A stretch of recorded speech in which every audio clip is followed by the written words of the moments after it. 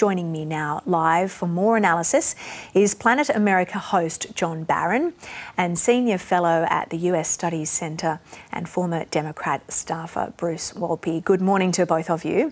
John Barron, I will start with you. What was your response and your reaction first off to that press conference, that quite rare but quite long press conference from Joe Biden? Yeah, so long, in fact, Joe, that by the end of it, reporters were asking questions about things that Biden had said at the start of the press conference about his vice president being Trump, not Kamala Harris, that had then gone through Trump's social media accounts to the phones of those reporters in the room with Joe Biden to then ask him questions about his latest gaffe. And unfortunately, such is the nature of both politics and media in the United States, that gaffe combined with the earlier gaffe where Vladimir Zelensky was introduced as Putin by Joe Biden. Those are going to dominate the coverage. But in fairness to President Biden, this was a strong performance. This is his strong suit, foreign policy, talking about the importance of the strength of NATO, characterising both Putin and Trump as threats to NATO. This was Joe Biden. Suffice to say, if this Joe Biden had turned up 2 weeks ago at that debate, we wouldn't be in this situation, Joe. This was a perfectly competent performance by somebody who, for his many faults, knows foreign policy inside out. Bruce, I'll go to you next. What were your impressions of that press conference? Thanks so much, Joe. I agree with John. If this had been the Joe Biden on that debate stage 2 weeks ago at this moment, we wouldn't be here tonight. Discussing this. It was a commanding performance. That's what everyone has been looking for that has been absent in this 2-week vacuum when essentially an uprising in the Democratic Party against him because they were afraid of losing. I think that was to peak this weekend. I think those who wanted to change at the top were working towards having that done just before the Republican convention that convenes on Monday. I think that tide has been halted and will now roll back. I think they, unfortunately, though, that in the calculation as to whether Biden can sustain his position from where he is right now, carry it through the long campaign and into a second term, if he has another gaffe, another problem, another freeze-up later in July, August, September, well, that's when a cataclysmic event will happen. But for now, I believe he's secure, and I think he will springboard off this into effective presentations as he goes around the country. It was clear in that press conference that Joe Biden also believes that he is secure. He was asked time and again whether he was considering his legacy or moving on. Let's have a listen to what he said when asked whether he was reconsidering his decision to stay in the race. You earlier explained confidence in your vice president. Yes. If your team came back and showed you data that she would fare better against former President Donald Trump, would you reconsider your decision to stay in the race? No, unless they came back and said, there's no way you can win. Me. No one's saying that. No poll says that. Mr. President, okay. This ends tonight's press conference. Thanks. So, interesting comments there from Joe Biden, but that comes off the back, of course, of calls for him to step aside from people within his own party, John, and even, long-time supporters and fundraisers like George Clooney yesterday. Was this enough to silence those voices? We'll wait and see over the next 24 to 48 hours, Joe. I think Bruce is right. This was the weekend where if the knives were going to come out into the open, we were going to see them. We have heard reports that literally dozens of Democratic members of Congress are ready to break out into the open and call on Joe Biden to step down. But this performance may well have been good enough to halt that. We do know, though, that the Biden campaign has also been conducting its own internal polling on the potential popularity of Kamala Harris. A public poll today from Ipsos had Kamala Harris doing better against Donald Trump than Joe Biden currently is by a couple of percentage points.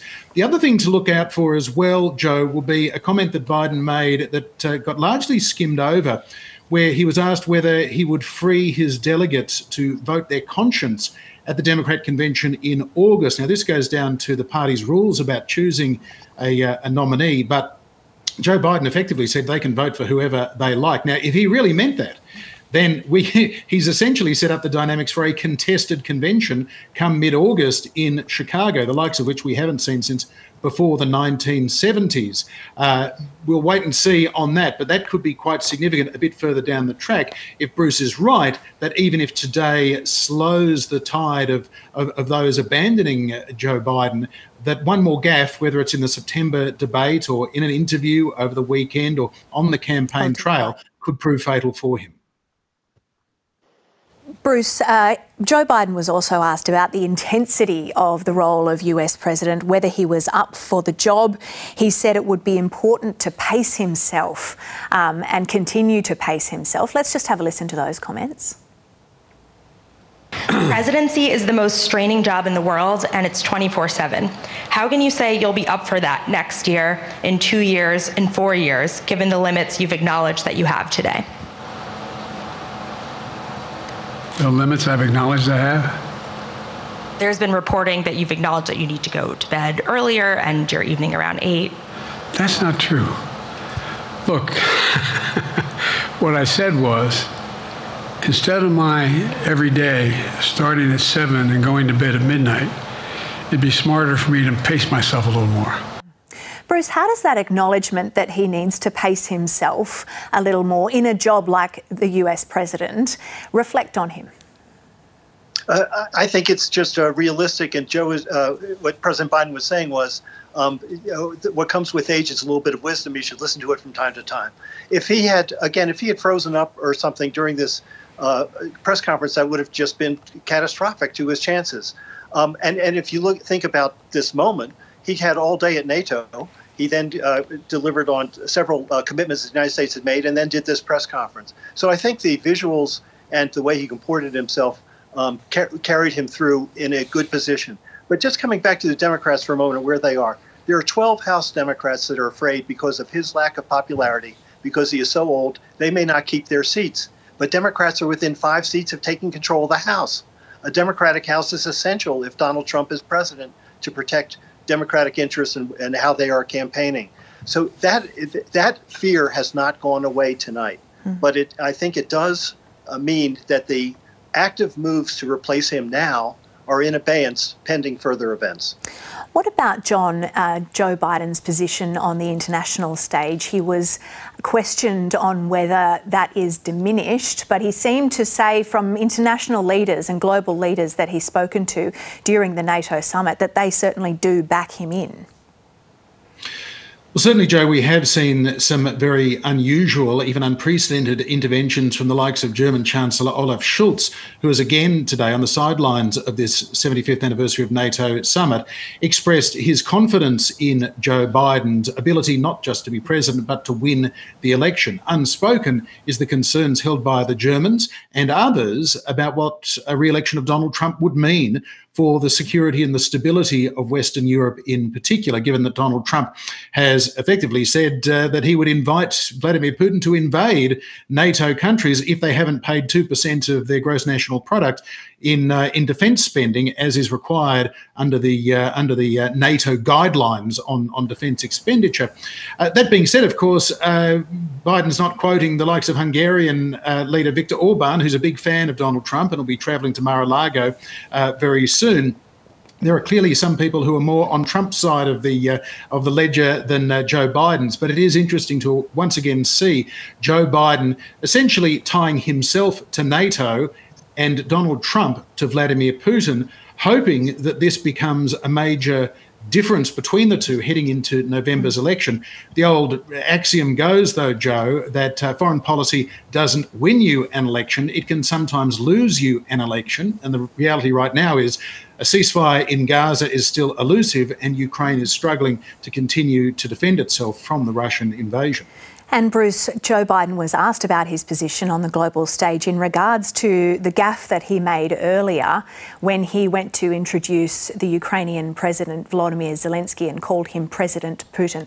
We'll talk about that, but let's just have a listen to those comments.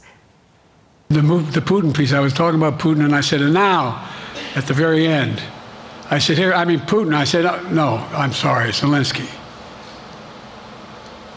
And then I added 5 other names. Look, guys, I thought it was the most successful conference I've attended in a long time, and find me a world leader who didn't think it was.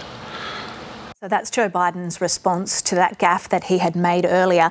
A simple mistake in normal circumstances, but given there is already this much scrutiny over Joe Biden, what's the significance of that? No, that's exactly right, and I agree with John. The press, of course, is going to focus on that. But if Biden has consistent performance based on what we've seen this evening in the United States in this press conference, if he can maintain that pace, maintain that clarity, maintain that level of detail. I mean, he was talking about Finland and he was talking about President Xi and chips in South Korea. And then he got very animated on guns. And he's really angry about where Trump is on guns. If he can keep up that level of performance, then I think these questions of missing a name here and there, it will not be pivotal in the election. So he has to be steady. And again, command is what he was able to show tonight. And that has to continue if he wants to continue. John, Joe Biden was also asked about Kamala Harris and the comments that he'd made about her being ready to serve on day one. Yes, he referred to her as Vice President Trump, but he then said that he wouldn't have picked her if he didn't believe that she was qualified to be president. What do you make of that?